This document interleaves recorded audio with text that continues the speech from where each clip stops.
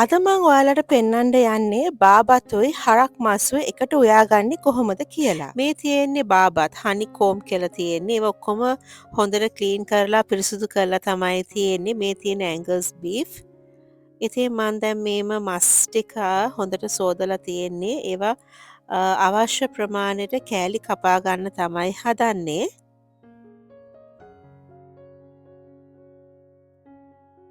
මේ තියෙන්නේ බාබත්. බාබත් මෙහෙනම් හොඳට ක්ලීන් කරලා එහෙම තමයි තියෙන්නේ. නැත්තම් ලංකාවේ ඔගොල්ලෝ දන්නවා උණු වතුරකට දාලා ඒක හොඳට ස්ක්‍රේප් කරගන්න ඕනේ. ඉතින් දැන් මම මේ ලූණු කපා ගන්නවා. ඊට පස්සේ සුදු ලූණු. මේ ඇවිල්ලා ඉඟුරු. මම මේ ඔක්කොම පොඩි පොඩි කෑලි වලට කපලා තමයි ගන්නෙ. මේ තියෙන්නේ මං කපාගත්ත මස් ටික. මේ තියෙන අවශ්‍ය ද්‍රව්‍ය ලූණු, තක්කාලි, ඉඟුරු, සුදු ලූණු, අවමිරිස්, රම්ප, කරපිංච. ඉතින් දැන් අපි බලමු මේක හදාගන්නේ කොහොමද කියලා. මම භාජනයක් මෙහෙම රත් වෙන්න තියලා ඒකට තෙල් චුට්ටකුත් දාගත්තා ටෙම්පරාදුවට. ඊට පස්සේ මං ඉස්සලාම දාගන්නේ අබ ඇට. අබ ඇට ටික රත් වෙන තෙලට දාලා ඒක පුපුරනකොට මම මේකට දාගන්නවා සූදුරු.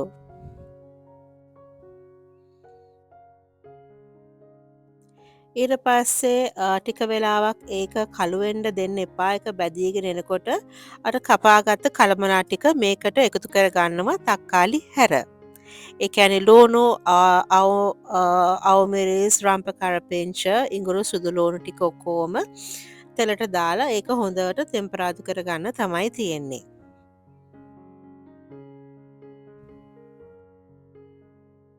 මේ ටික හොඳට තෙලට දාලා තෙම්පරාදු කරගන්න.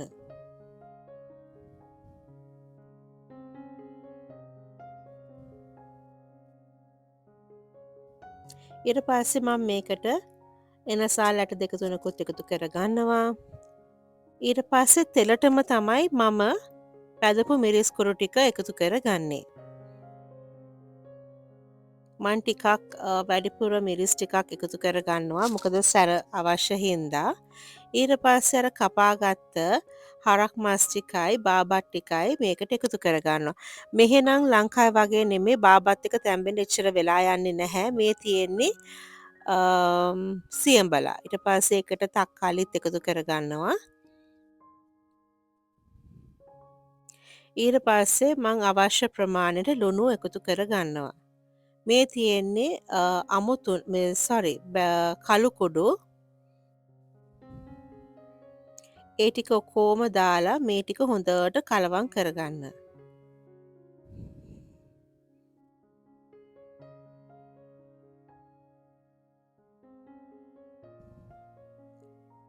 ඊට පස්සේ මේක තැම්බෙන්න අවශ්‍ය ප්‍රමාණයට වතුර එකතු කරගන්න තමයි තියෙන්නේ. මේ ටික තමයි අවශ්‍ය වෙන්නේ මේ මස් එක හදාගන්න. ඊට පස්සේ පියනෙන් වහලා මස් එක තැම්බෙනකන් මේක හොඳට තඹ ගන්න තමයි තියෙන්නේ.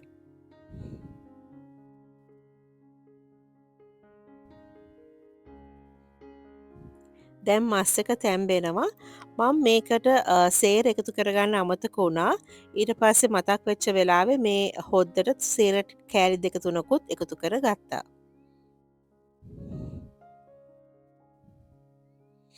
මම මස් කන්න නැති වුණාට මම මස් එක උයන්න හොඳට දන්නවා. මේ තමයි මම එකතු කරගන්න කොකනට් ක්‍රීම් එක. ඒකෙන් ටිකකුත් මස් එක හොඳට තැම්බුණාට පස්සේ මම එකතු කරගන්නවා. මෙන්න මේ විදිහට තමයි ඇත්තටම හරක් මස් කරිය හදාගන්නේ. ඔගොල්ලොත් මීට වෙනස් විදියකටද දන්නේ නැහැ හදාගන්නේ. ඒ වුණාට මේ ක්‍රමයට තමයි මම ගෙදර හරක් මස් එක හදාගන්නේ. මේ ඔගොල්ලෝ බාබත් කන්න අකමැති නම් ඔයගලන්ට හරක් මස් විතරක් උනත් දාලා මේ විදිහට රසට හොද්ද හදාගන්න පුළුවන්. හෙට කන්න අවශ්‍ය නම් අද හදාගත්තම ඇත්තටම හෙට වෙද්දි මේ හොද්ද හොඳටම උක්කු වෙලා හොඳ රසට තියෙනවා. ඉතින් අපි ආයෙත් තවත් වීඩියෝ එකකින් හම්බෙමු.